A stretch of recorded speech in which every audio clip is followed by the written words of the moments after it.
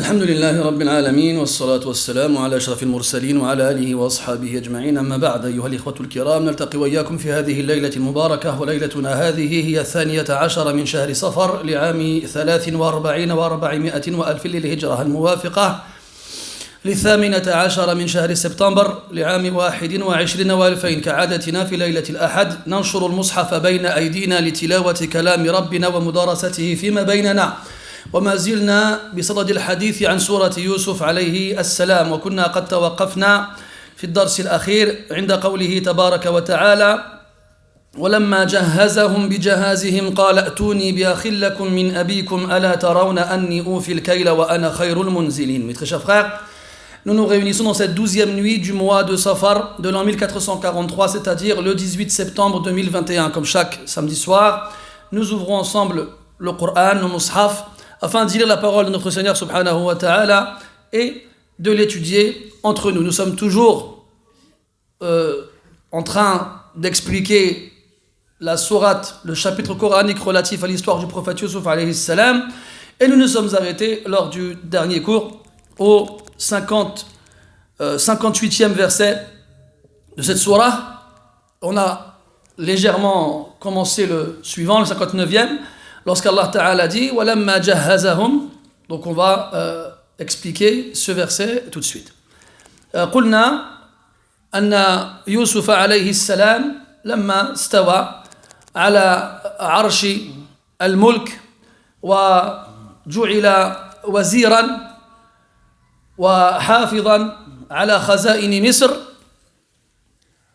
وتكفل بأقوات البلد وأعطى لكل ساكن مصر ما يحتاجه خلال السنين الخصبة. بعد هذه السنوات كلها جاءه إخوته، ففي أول وهلة حيث وضع عينيه عليهم عرفهم، وسبق أن ذكرنا هذا المقام. أما إخوته فلم يعرفوه وهم له منكرون. Donc on a vu que lorsque Yusuf alayhi salam s'est installé sur le trône de la royauté et qu'il fut désigné comme ministre et conservateur des ressources du pays, et qu'il a géré les ressources durant les 7 années prospères, et qu'il a commencé donc à rationner ses ressources pour les habitants d'Égypte lorsque les 7 années de sécheresse arrivèrent. Après toutes ces années, voilà que les frères de Yusuf alayhi salam rentrent dans son palais. Ils viennent de loin.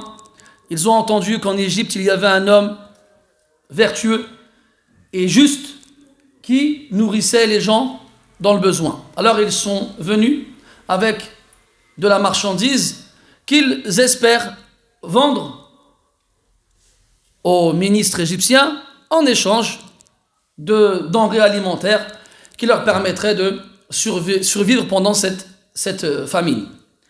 Il rentre dans le palais de Yusuf alayhi salam, il les reconnaît au premier regard, et on a expliqué cela lors du cours précédent. Quant à eux, ils ne l'ont pas reconnu. يقول الله تبارك وتعالى بعد ذلك ولما جهزهم من الفعل جهز يجهز تجهيزا، وهو حمل يوسف عليه السلام على أبعرة إخوته حملا ثقيلا. التجهيز مأخوذ من الفعل أو الجهاز عفوا يجوز بكسر الجيم وفتحه، تقول جهاز وجهاز، والأصل أن الجهاز هو ما يعطى للعروس عندما تدخل على زوجها، هذا هو أصل الكلمة. ثم أطلقت هذه الكلمة على ما يحتاجه المسافر. Le mot jahaz qu'il y a dans le verset, c'est un mot qu'on peut employer avec la fatha du jim ou la kasra. On peut dire jahaz, on peut dire jihaz. On traduirait ça en français par équipement. À la base, ce mot-là désigne l'équipement de la nouvelle mariée qu'elle prend avec elle lorsqu'elle se rend chez son nouveau mari, chez son époux, pardon. Donc la femme, lorsqu'elle quittait sa famille, sa maison, son domicile, et qu'elle se rendait auprès de son époux, eh bien, elle venait avec un équipement, l'équipement de la nouvelle mariée. Et cet équipement-là, on l'appelait jahaz. Puis par la suite, on a appelé l'équipement du voyageur, les affaires dont il a besoin pour son voyage, on l'a appelé jahaz. Et ici, Allah Ta'ala dit فَلَمَّا جَهَّزَهُمْ. Donc si on traduisait littéralement avec un français contemporain, on dirait lorsqu'il les a équipés. Lorsqu'il les a équipés de leur équipement. C'est-à-dire lorsque Youssouf alayhi salam leur a donné, donc en échange de leurs marchandises, de la nourriture. Et cette nourriture-là, elle était en grande quantité. Allah fihum, il leur a donné beaucoup. Donc là, c'est un troc plus qu'une vente. Eux ont donné de la marchandise, sûrement de ce qu'ils ont, comment ils ont exploité la terre chez eux. Et en échange, Youssouf leur a généreusement donné de la nourriture. وكانوا 10. Ils étaient 10. واختلفت كلمة المفسرين في سبب زيادة يوسف لهم في الجهاز. وهذا سنمر عليه لاحقا إن شاء الله. Puis après, les savants ont divergé sur la raison pour laquelle Youssouf leur a donné plus que ce que valait leur marchandise. ولما جهزهم بجهازهم قال ائتوني بأخ لكم من أبيكم وطلبه هذا يدل على أنه جرت بينهم مكالمة جرى بينهم حوار وأن يوسف عليه السلام سألهم واستفسر عن حالهم وهكذا استطاع أن يطلب منهم إحضار أخيهم من أبيهم وإلا فكيف له معرفة ذلك. Puis Allah Ta'ala dit après cela, lorsqu'il les a équipés, généreusement, gracieusement, chacun d'entre eux, il leur dit, venez à moi avec un frère à vous de votre père, puis que vous avez en commun avec votre père. Donc cette demande, elle nous informe, elle nous indique qu'ils ont discuté. Youssouf, il s'est intéressé à eux, il leur a posé des questions. Et la raison pour laquelle il leur a posé ces questions-là, les savants divergent justement sur laquelle. Comment est-ce qu'il en est arrivé là? فقال بعضهم أن إخوة يوسف عددهم 10 وأتوا ب11 بعيرا فقال لهم ما بالكم أتيتم ببعير زائد عن أبعرتكم فقالوا أتينا ببعير أخ لنا تركناه عند أبينا. Donc certains ils ont dit en fait que les frères de Youssouf, qui étaient au nombre de 10, sont venus avec 11 dromadaires. Alors Youssouf leur dit, comment se fait-il que vous venez avec 11 dromadaires alors que vous n'êtes que 10? Et c'est là qu'ils lui dirent, nous avons un frère plus jeune qui n'est pas venu avec nous et qui est resté auprès de notre père. فاستغل يوسف هذه الفرصة ليلزمهم بإحضار أخيهم حتى يتأكد من صدقهم وأنهم ليسوا كاذبين. Alors Youssouf alayhi salam, il saisit l'occasion pour leur imposer de ramener ce frère-là afin qu'il lui prouve qu'ils disent la vérité et qu'ils n'ont pas menti. وفي بعض أقوال أهل العلم قال بعضهم أن يوسف عليه السلام اتهمهم أنهم جواسيس وخوفهم فلذلك قال إن كنتم صادقين فأتوني بأخ لكم هذا الذي تزعمون أنه بقي عند أبيكم. D'autres ont dit qu'il a voulu leur faire peur en leur disant, si vous êtes venus avec 11 dromadaires alors que vous n'êtes que 10, il y a anguille sous roche, vous devez être des espions, vous nous voulez du mal. Alors soit vous me prouvez que vous êtes vraiment, que c'est vraiment comme vous le prétendez, soit alors la menace elle va venir par la suite. وسبق أن قلنا في نهاية الدرس السابق أن تنكير الأخ يدل على عدم اهتمامهم ببنيامين كما فرطوا في يوسف من قبل. وكأن يوسف توقع ذلك مع عدم علمه بمعاملتهم له. Et on avait vu la semaine dernière à la fin du cours, assez brièvement, que l'expression dans la demande elle est particulière. Youssouf il leur dit alayhi salam, venez à moi avec un frère à vous. Eux ils sont 10. Il y a 2 frères en plus. Youssouf, pour eux Youssouf ça y est, c'est fini. Donc ils comptent plus. Et il reste le dernier. Le dernier qui est resté chez leur père, Benyamin. Pourquoi il leur a pas dit bi'akhikum, tout simplement? Non, il a préféré formuler la demande différemment en insistant sur le caractère indéfini, comme si ce frère-là n'était pas leur frère comme ils le sont entre eux, la fratrie des 10, mais que c'est un boulet, la 5e roue du carrosse qu'on traîne derrière nous malgré nous. Parce que Youssouf, c'est ce qu'il a vécu lui, avec eux. Et comme Benyamin, c'est son frère de son père et de sa mère, alors il s'est dit, ils ont forcément dû faire la même chose avec lui. Ils ont forcément dû faire la même chose avec lui. Et ça nous montre une chose, c'est que quand tu fais du mal à quelqu'un, ça va être très dur de lui enlever de la tête que ce mal-là, tu ne le fais plus. Youssouf alayhi salam, il a vécu avec eux une expérience douloureuse, une expérience traumatisante. Il s'est fait enlever de son père, on lui a retiré ses vêtements, on l'a jeté dans un puits, on l'y a laissé tout seul et on l'a vendu comme esclave à des étrangers. Alors, pourquoi il ne ferait pas la même chose avec son petit frère qui a une place particulière auprès de leur père comme il l'avait lui auparavant? De votre père, comme quoi ce frère-là n'est pas votre frère complètement comme vous l'êtes entre vous qui avez un père et une mère en commun. فإن لم تأتوني به لا ألا ترون أني أوفي الكيل وأنا خير المنزلين ألا تشاهدون وأنتم عندي في قصري وأنا أعامل الناس وأوفيهم كيلهم ولا أبخس حقهم ألا ترون أني أوفي الكيل أي أتمه كاملا لا أنقص منه شيئا.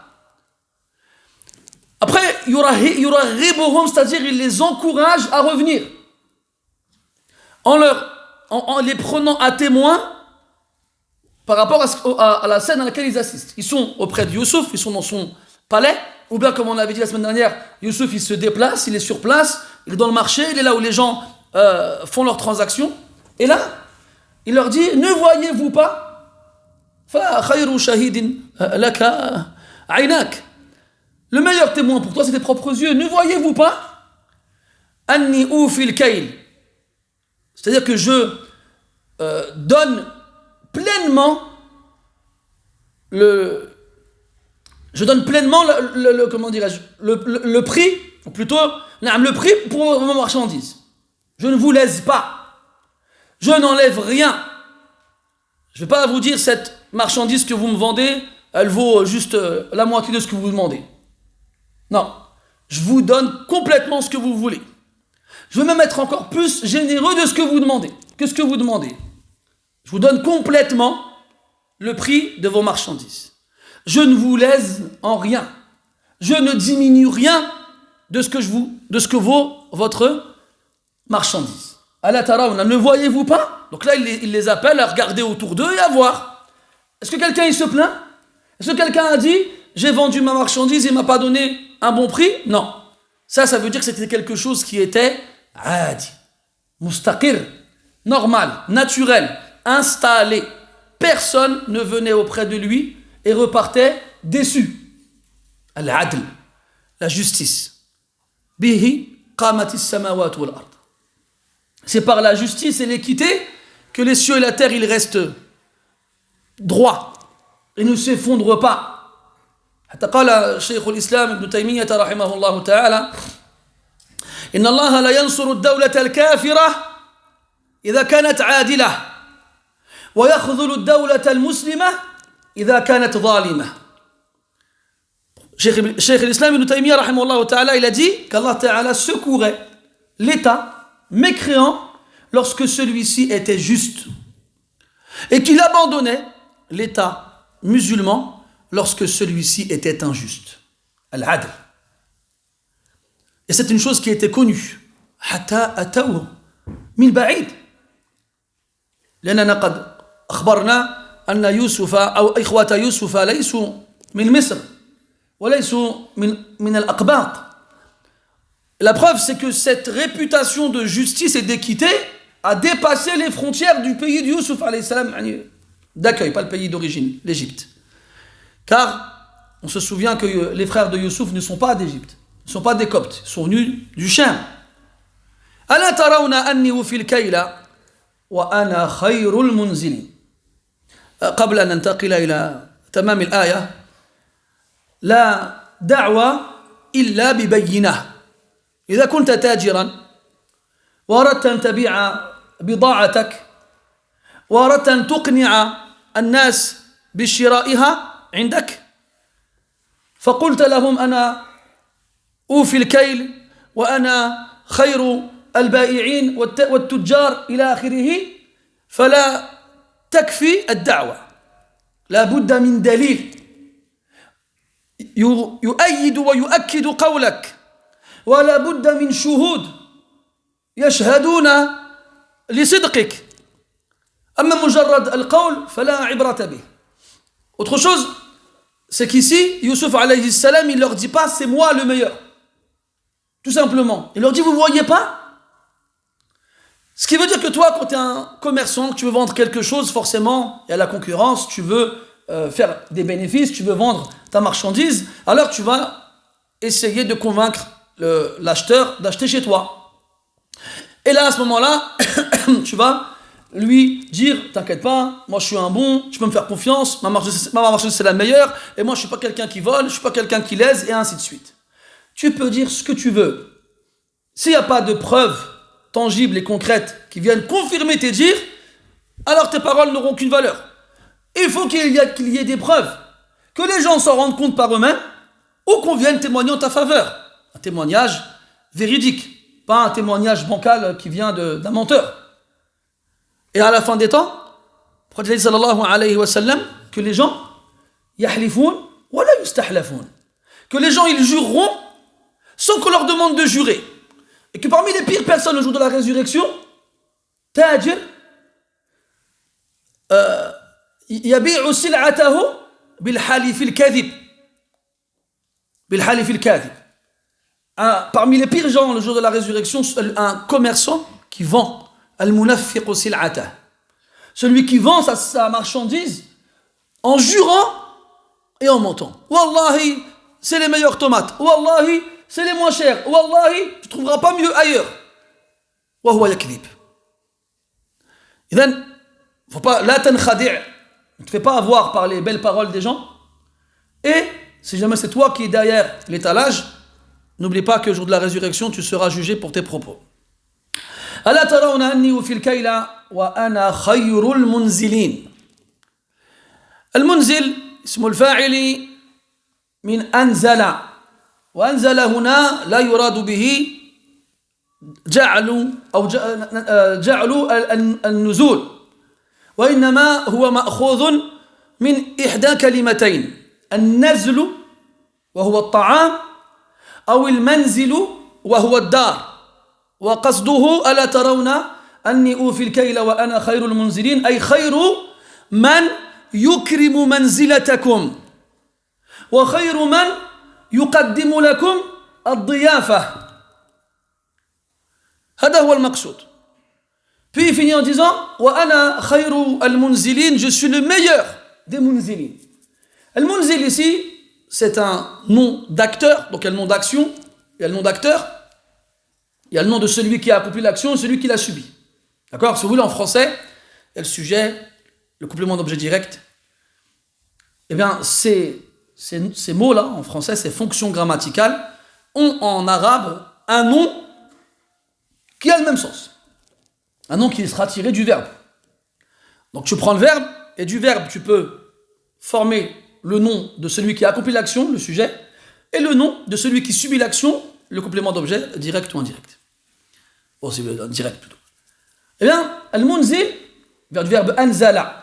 Anzala vient du verbe nazala qui veut dire descendre. Et anzala, à la base, veut dire faire descendre. Mais ce n'est pas ça qui est voulu ici. Anzala ici vient du mot nazl, avec un soukoun sur le zaï, qui veut dire la nourriture. Et à ce moment-là, anzala, ça veut dire donner à manger. Et pas faire descendre. Ou bien ça peut venir aussi du mot manzil, qui veut dire maison. Manzil, maison, demeure, ainsi de suite. Qu'est-ce que ça veut dire? C'est que je suis le meilleur de ceux qui vous offrira l'hospitalité. Le meilleur de ceux qui vous invitera. Le meilleur de ceux qui vous honorera lorsque vous vous arrêterez chez lui. Wa ana khayru al-munzilin. Wa Yusuf alayhi salam nabiyyun karimun ibn nabiyyin karim ibn nabiyyin karim ibn khalilillah al-karim. Wa kana إبراهيم عليه السلام معروفا بحسن ضيافته حتى قال الله تبارك وتعالى هل أتاك حديث ضيف إبراهيم المكرمين. Et Yusuf alayhi salam est un noble prophète, fils d'un noble prophète, fils d'un noble prophète, fils de l'ami intime Allah, de l'ami intime d'Allah, Ibrahim le noble alayhim as-salam. Et on se rappelle que dans le Coran, Allah il nous raconte comment Yusuf alayhi salam il a accueilli des voyageurs qu'il ne connaissait pas. Il les a fait rentrer chez lui et il a sacrifié en leur honneur un veau gras qu'il a lui-même grillé et qu'il leur a proposé. Et là, Yusuf alayhi salam, digne descendant d'Ibrahim, dit Wa ana khayrul munzilin. Je suis le meilleur de ceux qui invitent, de ceux chez qui on s'arrête, de ceux qui honorent les étrangers et les invités.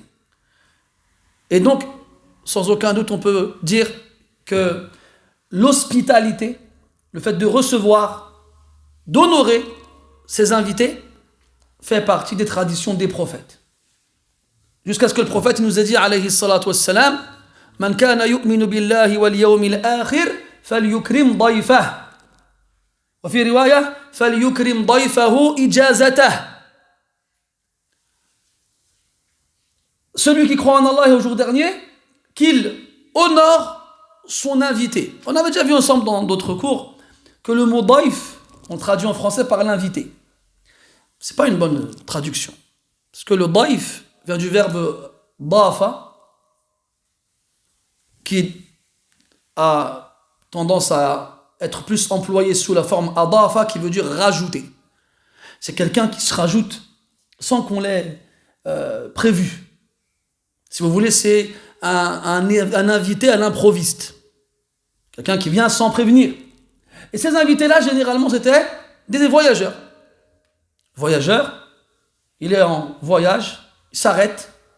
Plutôt que de passer la nuit à la Belle Étoile ou sous une tente, le ventre vide, il allait frapper à la porte des gens. Et il demandait l'hospitalité. Et on lui donnait. C'est encore plus fort. Hein.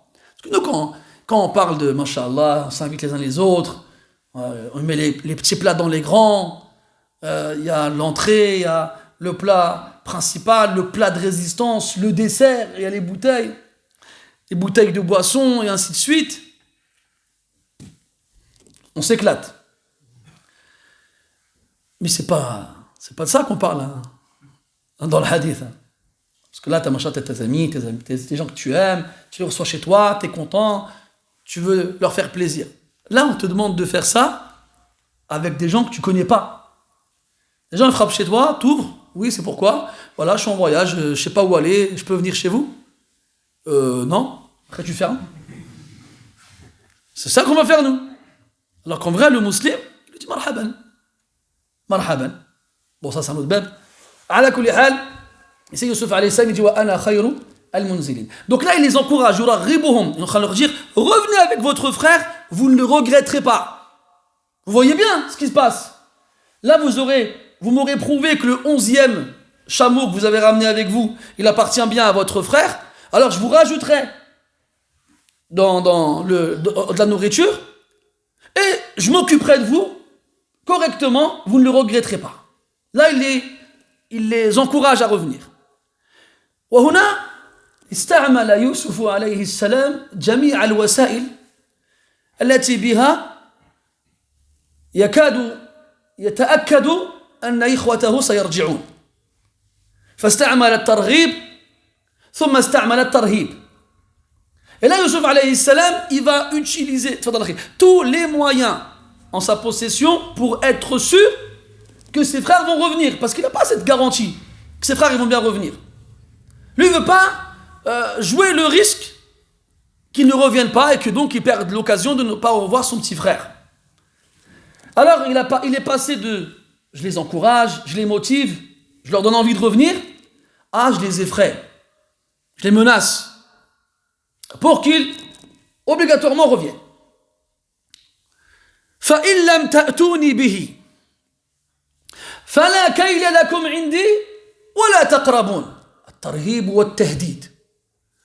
فإن لم تحققوا شرطي ماذا سيكون الجواب والنتيجة؟ لا كيل لكم عندي، لا أبتاع منكم شيئا ولا أعطيكم طعاما ولا تقربون، لا أسمح لكم أن تدخلوا علي مرة أخرى. فلا يقتصر التهديد على عدم الإطعام، بل ازداد الأمر إلى أن وصل إلى نهيهم من قربه بل من دخول بلده. Il dit, il passe ensuite à un autre moyen, il leur fait peur, il les effraie, il les dissuade d'avoir en tête l'idée de ne pas revenir. Si jamais vous ne revenez pas la prochaine fois avec lui, alors je ne vous achèterai plus rien. Je ne vous donnerai plus rien. Vous aurez beau revenir, vous ne recevrez rien de ma part, ni nourriture, ni quoi que ce soit d'autre. Et en plus de ça, vous ne m'approcherez pas. Les mufassirin, les exégètes, ils disent, je ne vous permettrai plus de rentrer chez moi ou en Égypte, carrément, dans mon pays. Dans mon pays. Donc là, la menace, elle est claire.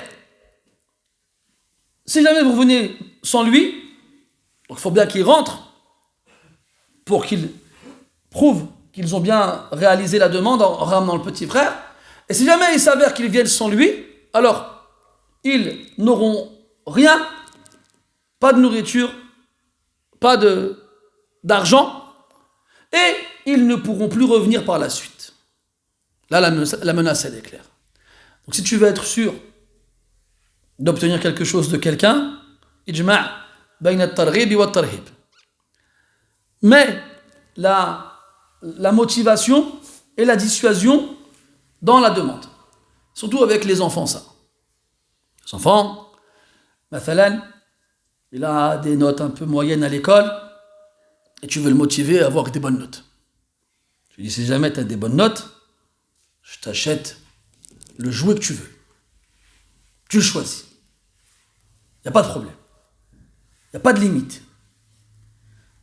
Après, tu nous montres, tu veux celui-là? Et tu choisis les meilleurs.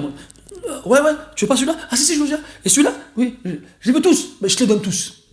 Par contre, si jamais tu viens avec une note inférieure à 15, tu seras privé de jeu pendant 1 mois et tu dormiras par terre, dans le balcon, sous la pluie. Bon, j'abuse, mais il faut vraiment lui faire peur. Donc là, il sera motivé par la récompense qui lui est promise et il fera attention à ne pas réaliser, à ne pas, à faire ce qu'on lui demande de faire, de peur que la menace s'abatte sur lui. Mais ça, c'était les gens avant, ça. C'était nos pères qui arrivaient à faire des choses comme ça. Quand ils disaient je vais le faire, ils faisaient. Ils faisaient même plus. Nous, on est là avec nos enfants, et à la fin, hadith wala haraj. On est là, on fait les papas. C'est pas les papas poules, les papas moules. C'est la moule, tu vois, c'est tout petit dans une coquille, hop, tu la bouffes, tu la mâches, tu la vales direct. C'est encore plus insignifiant qu'une poule. Les papas moules, les papas poules. Donc nous on est là avec nos enfants, on est là où il dit, si jamais tu as une bonne note, je t'achète ça, si jamais tu n'as pas une bonne note, tu vas voir. Il va venir avec une mauvaise note, bon allez, tiens, tu lui achètes ce que tu lui avais promis, rien du tout. Et après tu t'étonnes pourquoi tu n'écoutes pas après. Tu lui donnes des conditions, tu es le premier à pas les respecter. Comment après tu veux que, quand tu essayes ce genre de marché avec eux, ça fonctionne. On se plaint des enfants, mais les enfants ne sont pas tout seuls. Comme on dit, les chats ne font pas des chiens. على كل حال فإن لم تأتوني به فلا كيل لكم عندي ولا تقربون قالوا سنراود عنه أباه وإنا لفاعلون قالوا تفضل أخي سنراود عنه أباه قالوا أي إخوة يوسف سنراود أي سنحتال في نزعه أي نزع أخينا من أبينا لعلمهم أن أباهم ما كان له أن يسمح لهم بأخذ ابنه الصغير مع ما سبق في شأن يوسف. هذا استقر في أذهانهم.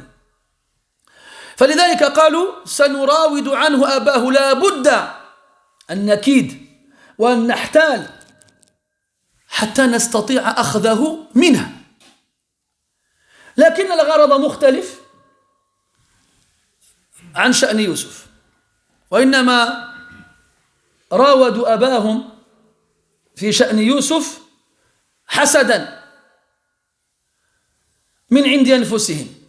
أما في شأن بنيامين فالأمر مختلف تماما، وإنما سيحاولون ذلك لعلمهم أن أباهم لو استأذنوه في أخذه لأبى كل الإباء، فلذلك لم يبقى لهم إلا المراودة. سنراود عنه أباه وإنا لفاعلون. أكدوا قولهم هذا وإنا لفاعلون لأمرين: للدلالة على صعوبة المطلب، فإنه أمر شاق أن يقنعوا أباهم بترك أخيهم يذهب معهم نظرا لما سبق. والأمر الثاني للدلالة على اجتهادهم في هذا الأمر حتى ينجحوا فيه. وإنا لفاعلون أي لنجتهدن في تحقيق غايتنا حتى نرجع بأخينا إليك. Les frères de Youssouf, ils entendent tout ça, alors ils répondent. Ils disent à Youssouf alayhi salam, Sanurawidu anhu abahu. Al-murawada, on en a parlé de nombreuses fois depuis le début de la sourate.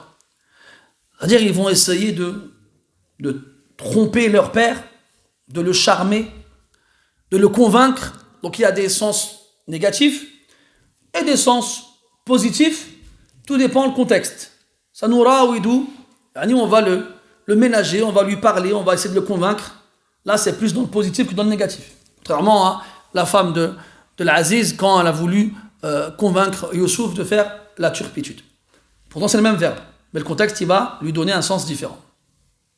Sanurawidu anhu abahu. C'est-à-dire, on va ruser pour réussir à prendre notre frère de notre père.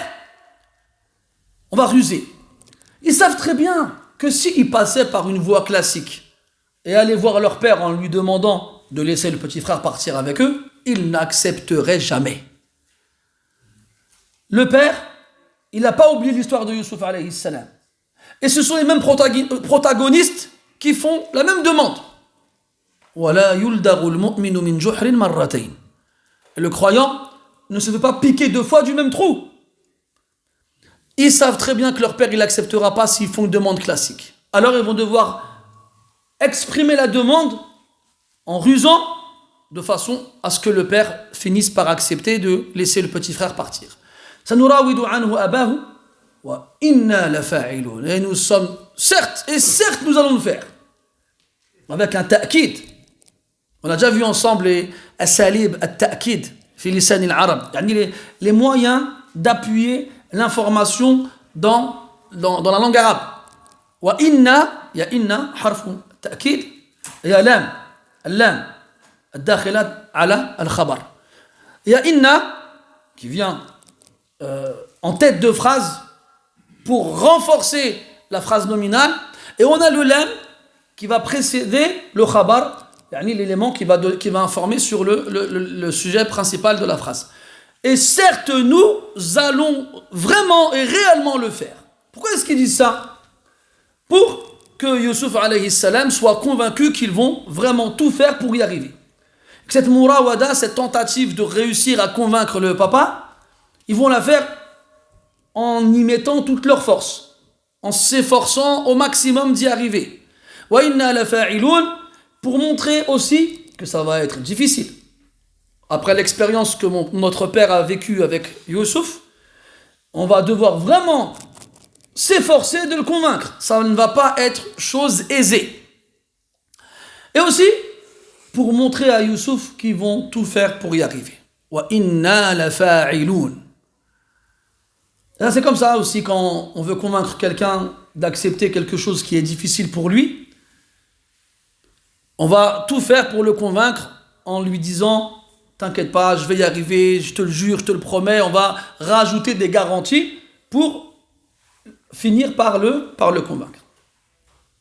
Bismillah.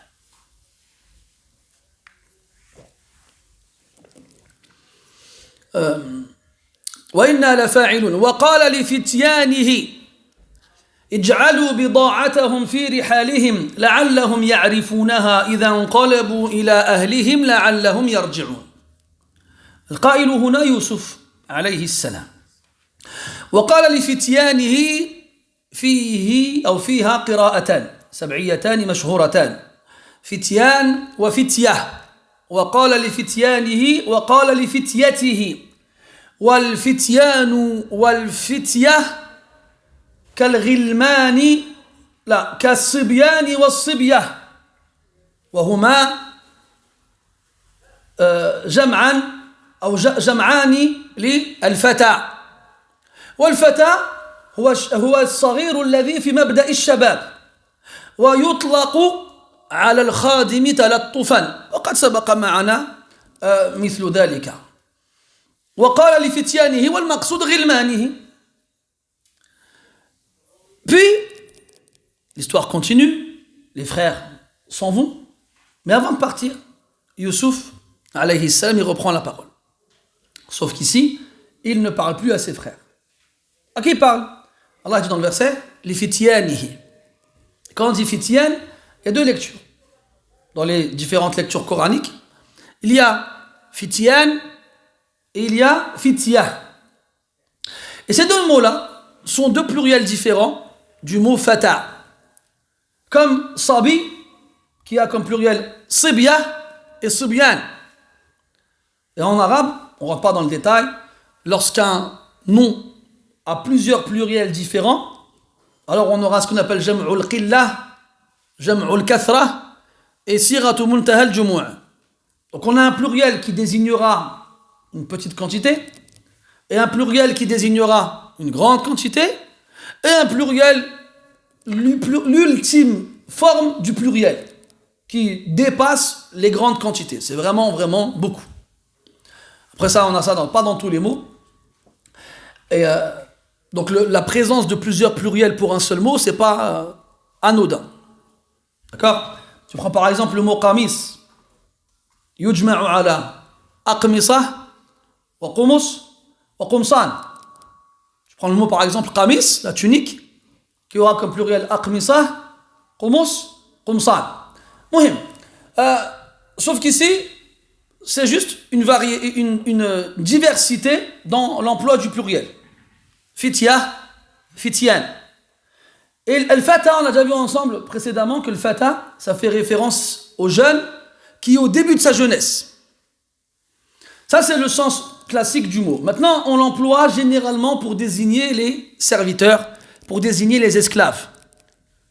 C'est un terme qu'on va employer pour les désigner, talat-tufan, avec tendresse et gentillesse, pour pas qu'ils ressentent la différence de rang.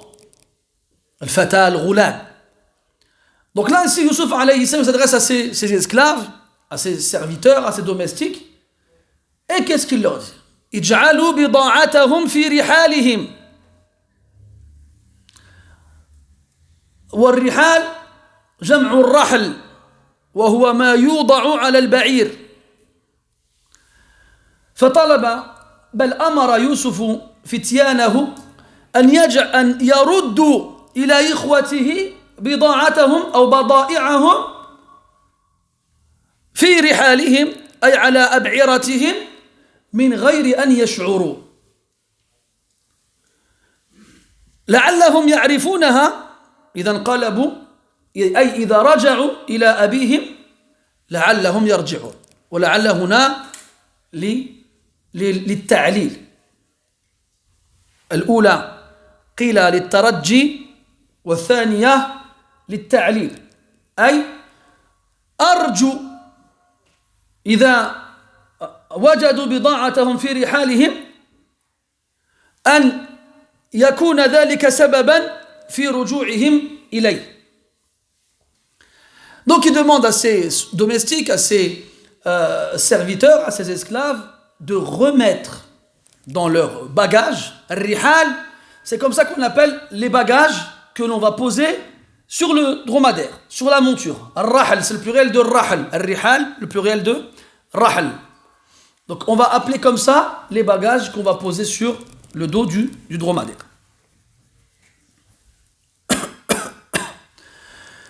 Donc il dit à ces jeunes serviteurs, reprenez leurs marchandises et remettez-la dans leurs affaires discrètement, sans qu'ils ne s'en rendent compte. Et le mot la'alla, en arabe, on appelle ça harfu taradji. À la base, c'est un terme qu'on emploie pour indiquer un espoir, l'espoir d'une chose qui est concrète et probable et possible. Contrairement au tamanni, qui est le fait de souhaiter une chose qui est lointaine et difficilement réalisable. Donc quand tu dis la'alla, en arabe classique, ça fait généralement référence à l'espoir que la chose qui suit se réalise prochainement. Mais ce n'est pas le seul sens que ce mot-là possède en arabe. Il indique aussi la cause. On s'en sert pour exprimer la cause. Pour que. Mais là, on a la'alla deux fois dans le verset. La'allahum عفوا اجعلوا بضاعتهم يرحمك الله اجعلوا بضاعتهم في رحالهم لعلهم يعرفونها إذا انقلبوا إلى أهلهم لعلهم يرجعون. Donc remettez leurs marchandises dans leurs affaires afin qu'ils les reconnaissent lorsqu'ils seront retournés chez leur père, afin qu'ils reviennent. Donc pourquoi je dis afin les deux fois? Parce qu'en général dans le Coran, la'alla indique la cause. Certains ont dit que le premier la'alla, il indique le premier sens qu'on a donné, l'espoir de quelque chose de probable et de concret.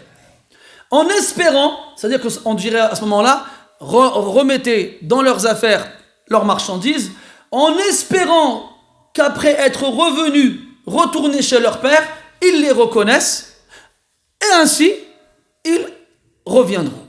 Et ainsi, ils reviendront. لعلهم يرجعون. ثم تساءل أهل العلم عما دفع يوسف إلى ذلك. فذكر القرطبي رحمه الله 4 أسباب. Puis les savants se sont posé la question, pourquoi Youssouf il a fait ça, alayhi salam?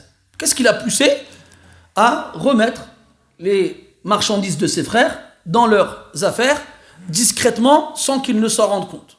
Bon, vous allez me dire, pour qu'ils reviennent, taban. Parce que Youssouf alayhi salam, il a toujours en tête cette crainte qu'ils ne reviennent pas. Faqala, donc le Qurtubi rahimahullah, il pose la question, puis il dit il y a 4 réponses à cette question.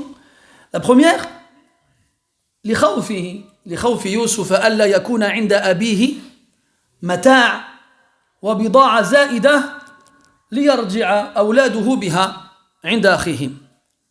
La première, c'est que Youssouf alayhi salam, il craint, c'est la pauvreté, c'est la famine, il craint que son père Yaqub alayhi salam, il n'ait plus de marchandises chez lui avec lequel il pourrait envoyer ses fils pour revenir chez Youssouf.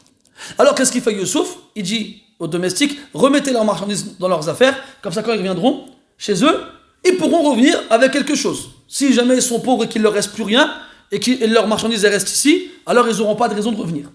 Et là, ma tentative de les faire revenir avec le petit frère sera vouée à l'échec. قيل أنه فعل ذلك تكرما وتفضلا. Deuxième hypothèse, c'est qu'il n'a fait ça que par générosité et gentillesse. C'est tout. C'est la seule chose qui l'a motivé à faire cela. Et ça, dans أحكام التجارة وآداب التجار هذا أمر مطلوب أن يتكرم التاجر على المشتري لا سيما إن كان المشتري فقيرا. Et ça, c'est des bienséances demandées aux commerçants de faire preuve de mansuétude et de gentillesse et de générosité à l'égard des clients, notamment quand ces derniers sont pauvres. قال النبي صلى الله عليه وسلم رحم الله رجلا سمحا إذا باع سمحا إذا اشترى سمحا إذا اقتضى أو إذا قضى. Dans le hadith, le prophète sallallahu alayhi wa sallam, qu'Allah fasse miséricorde à un homme qui est tolérant lorsqu'il vend, qui est tolérant lorsqu'il achète et qui est tolérant lors de la dette. On lui a prêté de l'argent, la personne en face est dans la difficulté, ismah. Tolérant dans le sens où il laisse. Quelqu'un il vient lui acheter quelque chose, c'est combien? 10 euros. Ah, j'ai que 7 euros. Allez, vas-y, je donne 7 euros. Et même lui, quand il achète, parce que nous on aime bien qu'on nous fasse des bons prix. D'accord? Tu vas acheter quelque chose chez un vendeur, c'est combien? 10 euros. Tu sais que ça ne coûte pas 10 euros. Tu le sais. Allez, vas-y, attends-le 10 euros. Inouiha sadaqa. Mais la niya, c'est une aumône. Tu as vu comment on part au bled, nous? Toujours on se bat avec les tudjar, avec les commerçants. Après, au fond, nous, je sais que ça ne coûte pas comme ça, c'est moins cher que ça en vrai. Même hatta, des fois, on a des kalimat déplacés. On a des mots, des paroles déplacées. Maintenant, tu vas acheter quelque chose, une babiole, un souvenir au souk de ta ville, au pays, et il te dit 10 dirhams par exemple. Alors, je sais pas, des petits porte-monnaies en cuir, voilà, c'est une babiole, pour faire plaisir aux enfants. 10 dirhams, hak khamsa barak alik. Il te dit 10 dirhams, allez, 5 ils te suffiront.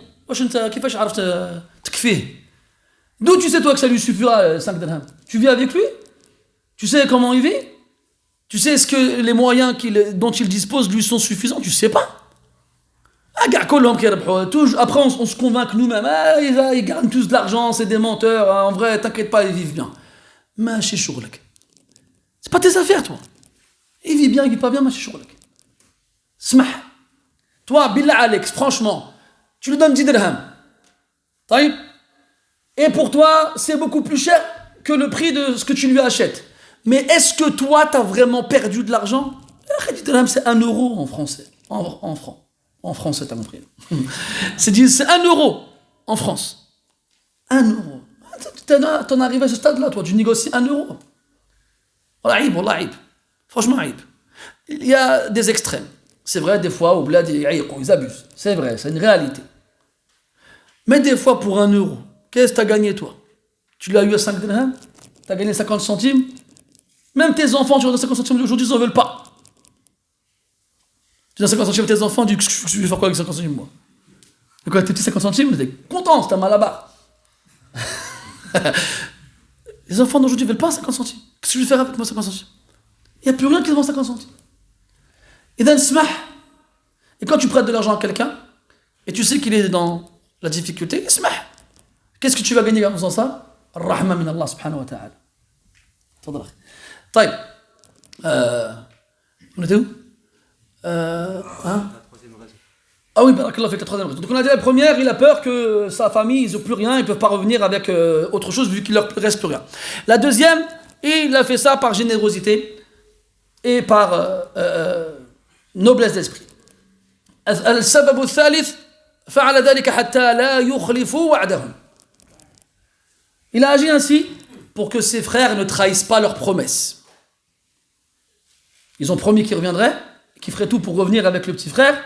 Donc il les a aidés dans l'occurrence où, en faisant tout leur possible pour revenir avec le petit frère, ils n'y arriveraient pas. Ils trouvent la raison de la présence de leurs marchandises dans leurs affaires. والسبب الرابع استقبح يوسف وهذا سبب رائع في الحقيقة استقبح يوسف عليه السلام أن يأخذ من أبيه وإخوته مالا فرده إليهم. Et la quatrième et dernière raison qui est extraordinaire, c'est que Yusuf alayhi salam a détesté, a répugné, je ne sais pas si ça se dit comme ça, prendre quoi que ce soit de son père et de ses frères. Aïb. Aujourd'hui, hadith wala haraj. Des fois, fi shay hayyin. Des fois, dans des choses futiles. Futiles. Ouais, je t'ai passé 2 euros la dernière fois, tu me les rends quand? Je dis, voilà, 2 euros. On parle entre frères et sœurs, entre père et mère. Enfin, père et enfant, parents et enfants plutôt. Il y a des gens, ils passent, ils vont acheter, ils vont faire des courses pour leurs parents. Je suis au marché, là, t'as d'autres quelque chose? Ouais, vas-y, ramène des tomates, des oignons, des pommes de terre. Alors, ils font les courses, ils arrivent chez leurs parents, ils posent des courses, ça fera 14 euros. 14 euros? Kam anfaqa abawak alayk mundu wiladatik. Dis, voilà, tu demandes 14 euros à tes parents, ma tahshabsh. T'as pas honte? Combien tes parents, ils ont dépensé depuis ta naissance? Combien? Vous savez, ils ont fait des ils ont fait des calculs, hein, les sociologues aujourd'hui. Là. Ils estiment qu'un parent, il dépense pour son enfant, de ses 0 à 18 ans, 50 000 euros. 50 000 euros. Ça, c'est des estimations. Tu vois? Parce que quand tu as l'estomac, certains de tes enfants ont des vrais estomacs, tu peux facile de multiplier par 2. Ou là, des bourres. C'est quoi un bourres? C'est quand, subhanallah, tes enfants ils détruisent tout. Ils cassent tout. Le lit, 6 mois maximum. Les chaussures, 3 semaines. Les pantalons, les vêtements, des trous le lendemain. Oh, tu les manges ou quoi? C'est pas possible. Et là, je me rappelle, mon père, rahimahullah, quand je venais à la maison avec un trou dans le pantalon, il se tirait les cheveux. Moi, t'es petit, tu veux, oh, c'est bon, il abuse, il y a un trou, malèche. Non, c'est parce que c'est lui qui se prend la tête à l'acheter et tout ça. Toi, quand t'es petit, tu fais pas, tu connais pas ces choses-là. Et après, tu grandis. Tes parents, bro, qui t'ont fait grandir, machallah, tu manquais de rien. Tous ces trous, toutes ces chaussures détruites, toutes ces... Comment t'as cassé ces trucs à la maison aussi? En plus, t'as vu, des fois, tu rentres chez toi, il y a une vitre, elle est cassée. T'appelles tes enfants. Je connais. Qui a cassé la fenêtre? Il n'y a personne. Tous. Personne n'a cassé la vitre là. Personne. Toi? Non. Et toi? Non, non. C'est qui? C'est moi alors? C'est pas possible. Il y a forcément quelqu'un qui l'a cassé ce truc là. Non. Ben, ça... Et il y avait une école, le old school à l'époque. Le walid il se prenait pas la tête. Je bête son temps, il drop fi ibadallah. Hein? Ah, vous voulez pas avouer? Il tapait tout le monde. C'est sur le fautif, il est là-dedans. Ça, c'était les anciens. Nous, on peut pas faire ça, nous. On n'a pas le cran de faire ça. Frère, tu dis, allez, vas-y. Et après, voilà. Le muhim, les enfants, ils grandissent, machallah. Ils deviennent des adultes, et des hommes, des femmes. Ils ont de l'argent. Encore, et encore. Ils ont de l'argent. Il fait les courses d'Amal. Machallah, Inch'Allah, les walidin. T'appelles les parents, tu veux leur faire plaisir, il vous faut quelque chose? Du sucre, du zit, de l'huile, je sais pas, n'importe quoi. Et il dit, oh bah, vas-y, bismillah, jib. Et puis il vient, il rate, il dit 15 euros. Aïe, ajib, wallah. L'ajib. Qabih bika an taf'ala hada, wallah. C'est répugnant d'agir ainsi. Et pas seulement envers tes parents, même envers tes frères et tes sœurs. C'est la famille. C'est le dème là. C'est le sang, c'est la même famille quand même. Et on se fait des dettes comme ça. Voilà. Il y a même des gens, ils ne se parlent plus à cause de dettes dans la famille. Oh! Il lui a passé de l'argent, le frère il lui a pas rendu. C'est fini, t'es plus mon frère, c'est fini. Lui, Flououl, il a voulu aider son frère, il lui a prêté de l'argent, et à la fin, il en a fait un ennemi. C'était pas la peine, il n'a pas besoin. Laisse-moi être ennemi avec quelqu'un d'autre. Ah, mon frère, min abi wa ummi, je ne veux pas en faire mon ennemi. Comment est-ce que Haroun, alayhi salam, il a réussi à calmer Moussa, alayhi salam, quand Moussa, il arrive et il trouve Banu Israël en train d'adorer un veau en or. Il jette les tablettes. Et il saisit la tête de son frère, il la tire vers lui. Qu'est-ce qu'il dit Haroun? Ibn Umma, fils de ma mère. Toi et moi on a la même mère. Et dans Taha, la ta'khudh bi lihyati wa la bi ra'si.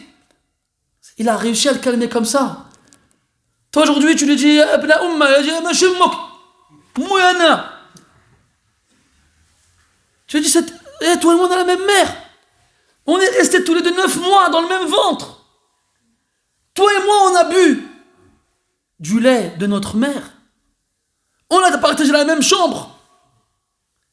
Je connais des secrets sur toi que personne ne connaît dans l'univers. Si je veux, je balance. Comme toi aussi avec moi. Et là, on est des ennemis. Ah. Isbiru ma'a ikhwanikum. Isbiru ma'a akhawatikum. وبالأخص ومن باب أولى مع آبائكم وأمهاتكم. Voilà, supportez vos frères, supportez vos sœurs, et encore plus encore vos parents. Peut-être qu'ils vont abuser, peut-être qu'ils vont mal se comporter, mais ce sont votre famille. Et là, Youssouf alayhi salam, il dit voilà, ça se fait pas, c'est mes frères et je leur prends leurs marchandises. Là. اجعلوا بضاعتهم في رحالهم لعلهم يعرفونها إذا انقلبوا إلى أهلهم لعلهم يرجعون. Lui, qu'est-ce qu'il veut, lui? Lui, il veut voir sa famille, il veut voir son petit frère, il veut voir ses parents, et c'est comme ça qu'Allah Ta'ala, il va les réunir avec toutes ces choses-là. Al-Muhim. قال الله تعالى بعد ذلك فلما رجعوا إلى أبيهم قالوا يا أبانا منع منا الكيل فارسل معنا أخانا نكتل وإنا له لحافظون. Bon, on n'a pas le temps de faire le verset. Juste une petite noukta pour finir sur une histoire agréable.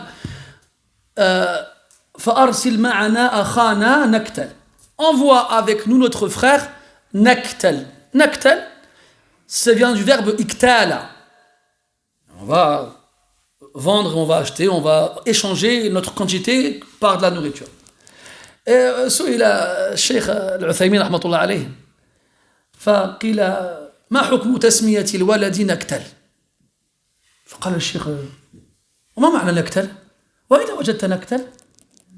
فتعجب السائل وقال أنت شيخ تزعم أنك عالم ولا تعرف هذا وهو مذكور في القرآن. فتعجب الشيخ قال أين وجدت هذا في القرآن؟ فقال في قوله تعالى أرسل معنا أخانا نكتل.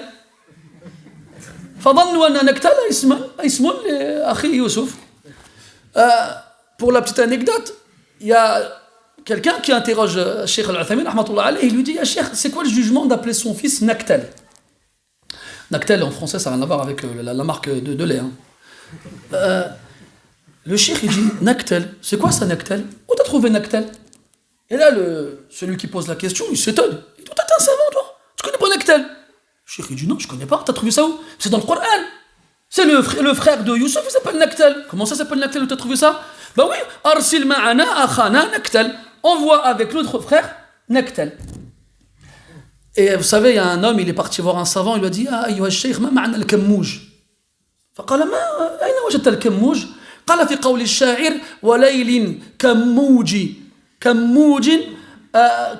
البحر أرخى سدوله.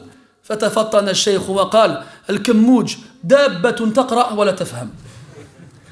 Il y en a un, je finirai là-dessus, il dit à un cheikh, il dit cheikh, ça veut dire quoi le kamouj? Le cheikh il dit kamouj. Où t'as trouvé kamouj? C'est quoi ça kamouj? J'entends la parole du poète walaylin kamouj al-bahri. En fait c'était pas kamouj, c'était kamauji, comme la vague. Mais lui il a lu kamouj et il a pas compris c'était quoi.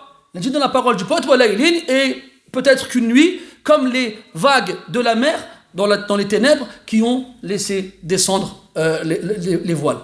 Et lui il a dit Kamouj, il a dit ah d'accord, il a dit le Kamouj c'est une bête qui lit des trucs et qui ne comprend pas. نعوذ بالله أن نكون منهم. سبحانك اللهم وبحمدك أشهد أن لا إله إلا أنت نستغفرك ونتوب إليك وصلى الله على نبينا محمد وعلى آله وأصحابه أجمعين والحمد لله رب العالمين وبارك الله فيكم.